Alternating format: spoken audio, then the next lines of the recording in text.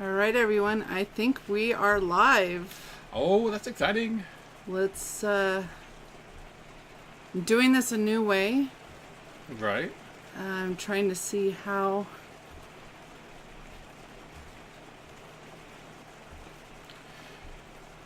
Sorry. Whenever we figure out a new way to do it, we got to figure out how to do it. So, Right? stand by for a second. View on watch page. Maybe this will.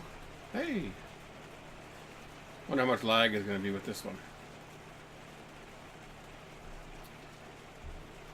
We're currently experiencing a pretty good hailstorm here in camp as well. So there might be a little bit of noise from the hail pounding the roof. Hail's better than snow. Well, it's actually covered the ground more than the snow has today. So if somebody, Stacy and Justin say our sound is amazing. Oh, good Yay. to hear. Thank you, guys. That is because after last week in our horrible mic situation, we drove up to Flagstaff, Arizona and bought a brand new professional mic. I think that'll help us a little bit. Yes. Mm-hmm. So anyway, welcome to Sedona, Arizona. Not so pretty and sunny today. No, we've had snow flurries most of the afternoon. Right, and it's been dang right cold. I mean, the last couple of nights it's been in the low 20s. I think last night it said it got in the teens. Yeah, so it's been very cold. We're testing our propane tanks. We're testing our everything. So, but we are here for a very good reason. We are helping out our good friends, Laura. Let's put in their names together. Laura and John Hebert. Come on, let's get it right. Hebert's Travel. And they had a situation arise, so we stepped up, and as a group, we call ourselves the Mud Tribe. We introduced you to them all last Friday.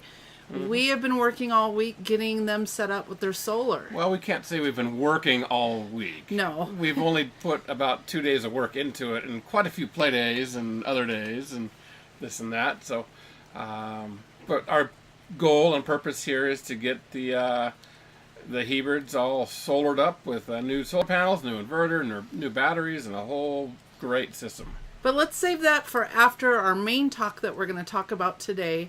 Today we are just going to have a live discussion with you, our viewers, about our brand new SeeLevel tank monitoring system by Garnet. Garnet Industries, yeah. It's a really nice system. Most motorhomes and coaches, RVs, trailers, whatever, come with your standard 4-light system, empty, 1/3, 2/3, and full.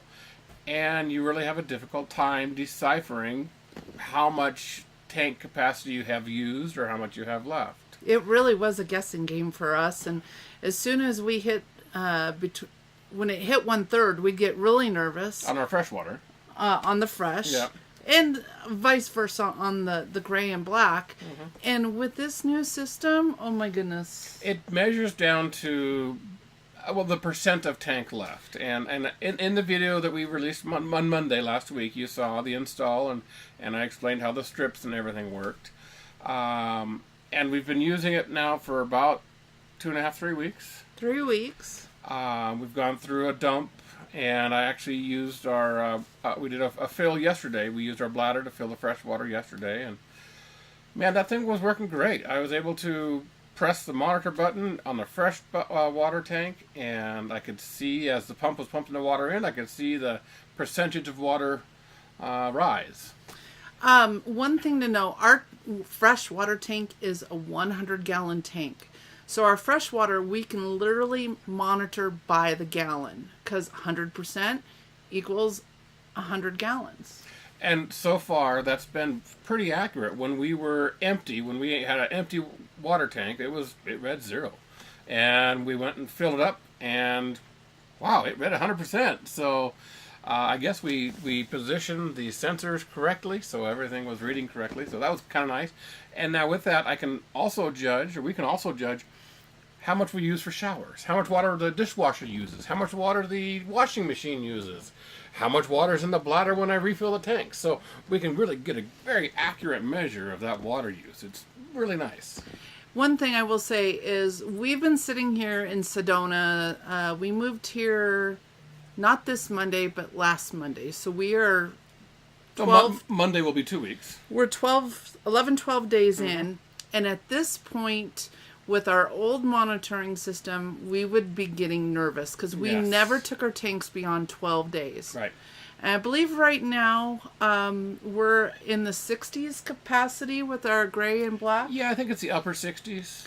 So, I mean, we could theoretically probably still stay out another full week with conservation. Right, and with that being in the upper 60s, on the traditional 4-light system, that would read 2/3. So you really don't know how much you have left to go to full.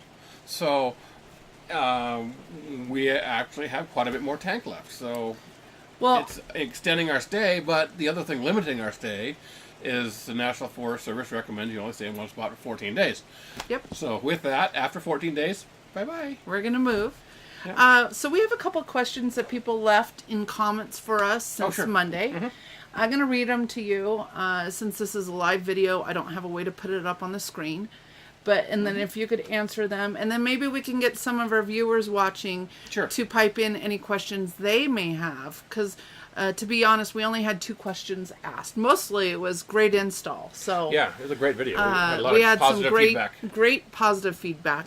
I am seeing your comments. So hi to opting out of normal. That's Justin and Stacy. They're just parked right across the dirt lot from us. Yes.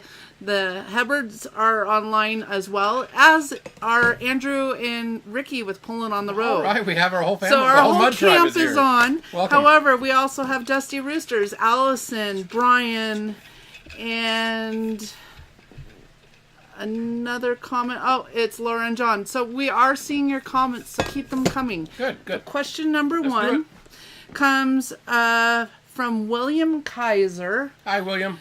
And he says, good job on the install, but you didn't show the second display. I'm assuming these units are on a communication bus, which is the reason for clipping the ends of the sensors, which essentially gives them a communications address. Is there a switch or jumper on the second display to allow it to work with the other display? I'm sure this is way more technical than anyone would want to know. I'm just curious. No, it's not technical, and you're actually absolutely right about the bus, the cutting the little contacts off on the strips, addresses where each strip is within each tank and the different tanks as well. So you're absolutely right with how that works. As far as the second monitor, it was actually pretty easy. I just piggybacked that on the run that went to our main cabinet, and just ran a second line, a signal line and a ground line across the RV to my wet bay, and mounted the second monitor in the wet bay. And with that, I also pulled in. Well, in order to power the panel, you have to have 12-volt service. So I spliced off a 12-volt line that was in that bay. It's actually my I think it's my water pump line, and ran that into the panel. And I also, just because I have the ability to monitor propane, I ran another line from my propane tank all the way through my bays to the monitor. So I have equal readouts at the wet bay and also up in the front of our coach.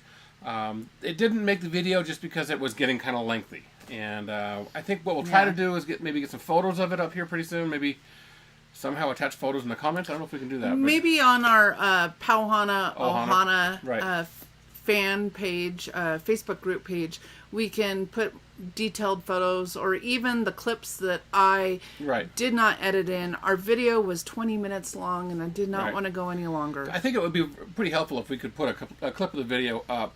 I think you had some video footage where I was connecting the wires to go across the way. Yeah. So no, that actually made the main clip. It was just you sitting on the ground programming. Yeah, the setting up on the other side. It wasn't that exciting, and nothing that you didn't already see with the main coach. But the reason why I wanted one in the wet bay is so I can see what's happening when I'm either draining the black or gray or filling the fresh water. It's a lot easier to do that rather than yelling through the window up at Stacey, "Hey, what's it looking like now?" So it's I can leave her alone and she can do what she does. Thank you. Okay, so question number 2. I hope that answered the question, William. If not, please leave a comment later on if you're not watching now. And I see some more comments are coming in, so Good. that's great. Thank you. I see Mom. Yes, your mom's on. She says that the microphone's working well. Oh, good. I'm glad to hear. Okay, Todd Ramsey, Great, 3 Todd. days ago, sent in a comment and said, liked your install video. Question, did you end up mounting your new monitor in a new cutout hole and put a cover over the old, possibly for another monitor down the road? Or did you fashion some sort of filler of the old hole and monitor your new monitor in the same area? If the latter, what did you use to fill? All right, complicated answer, or complicated question. Actually, not so. There's a fairly couple different parts there. So, the old panel was actually quite a bit larger than the new panel. And the new panel, I took the old panel out and completely discarded it. And right now, to be honest with you, the new panel is kind of just, it's in the old hole, held together, or held up with duct tape. Good old duct tape. Well, we haven't really been to an area where, I guess there is a hardware stores around, but I haven't been to a good area where I could buy a piece of something or other to cover up the old hole and put the new panel in. Maybe we can move the camera and take a look at that. Yeah, now.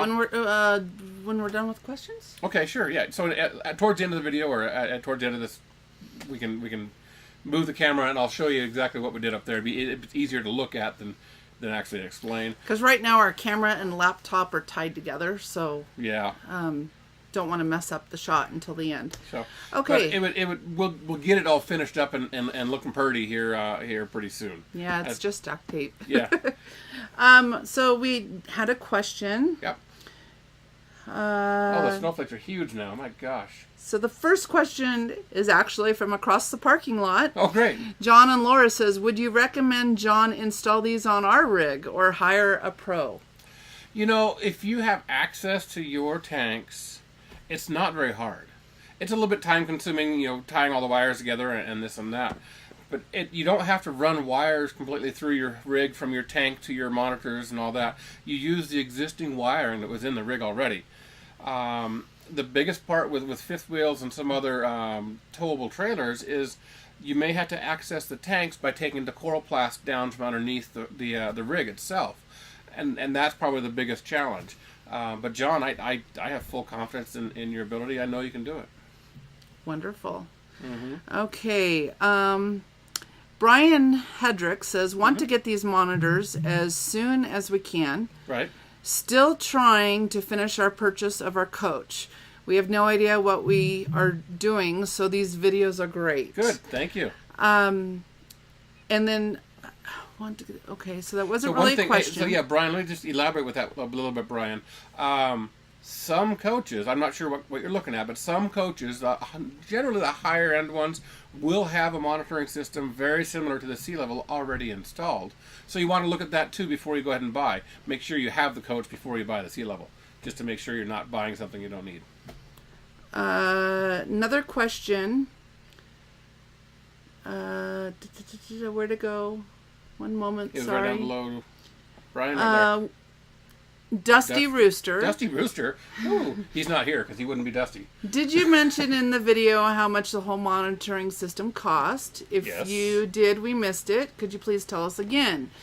Right now, so in the video link, so if you go down and hit video description, both on the original install video and this video here today, there is an Amazon link to Amazon. And as of 5 minutes before this broadcast, it is available for $186.34 on Prime. Wow. That really? is cheaper. What? Yeah. We got... That's cheaper than what we paid at the big show in Quartzsite. Did they use a Phillips screwdriver or a flathead screwdriver on us when we bought that? Yeah, we got screwed. Yeah. We paid $225 at the big show. However, it was the convenience factor. We're on the road. It's hard to have shipping to us. So we bit the bullet, and we also bought two. So our purchase after tax was about $498. However, as you can see on Amazon, if you use the affiliate link down below, it's under $200 each. Yes. Come on now. And that is also on our Pauhana Amazon shop. It's amazon.com/shop.pauhanatravels. And that's all our gizmos and gadgets. And it's listed on there too. Yeah. So, yeah, we didn't get the best pricing, and that's just something else about Quartzsite. When you go to that show, you never know how good the pricing is. You really do need to check Amazon. And I was actually trying to check Amazon when we were sitting in front of the guy.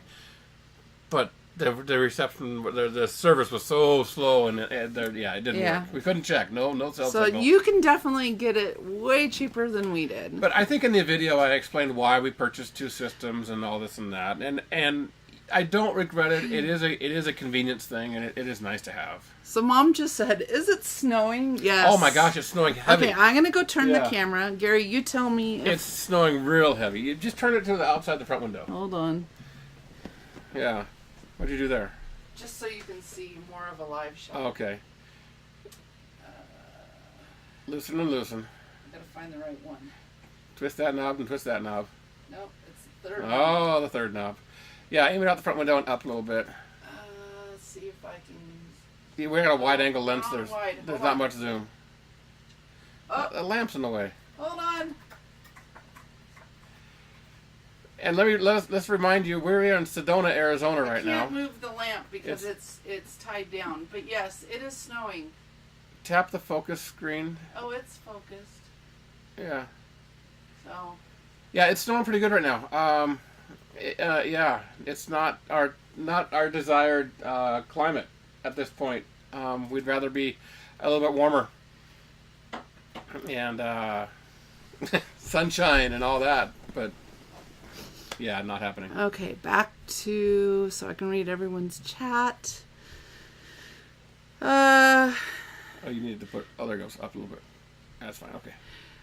Kurt Hudson, is that snow or hail outside your windows? It started out hail, and now it's snow, and it's looking like it's going to last a while. So Doug Laup, are you planning on doing review of this system in a few more months? I think that'd be a great idea when we actually get down and are using it more. Maybe by the time we get home, we can get a more full review. And I think what we need to do is use our appliances a little bit, the washer and dryer, and jot down how much is used each time, and the dishwasher, and jot down how much is used. I think you did the dishwasher, and it was something like... It was 3 gallons, but gallons? that just seems like it was a little light. And but the washing machine was 13. 13 gallons for washing machine, and I think we took a couple of showers, and it was 4 gallons each the first time, and it was I think it was about 6 gallons the second shower. So we'll keep testing it, because honestly, we've only had one dump and fill. We went and got extra water, because our gray and black tanks can hold more than just one fresh.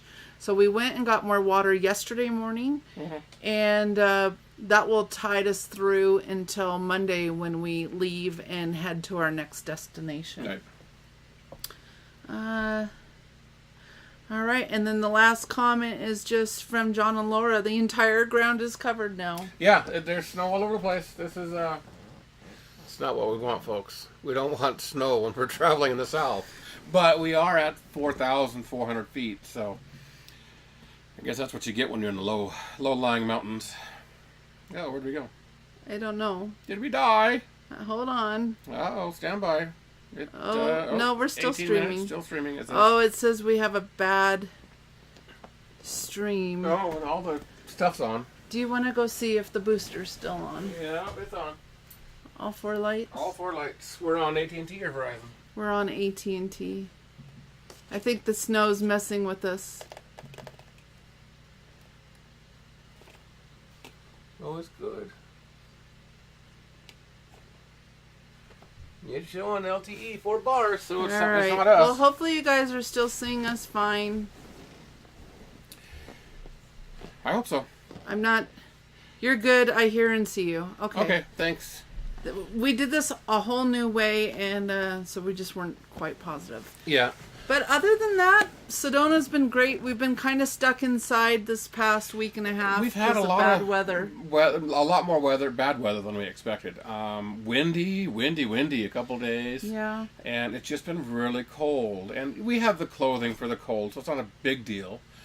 So we haven't been able to go out and do as much as we want to do. I'm hoping Saturday and Sunday are supposed to be nice. Yeah, but we'll be doing an install. If we can get the install done on tomorrow, then Sunday should be open. Then we get to play on Sunday. And we can go play on Sunday. Hopefully we can do Devil's Bridge on Sunday. Yes. That would be. We want to do some hikes. At least that hike.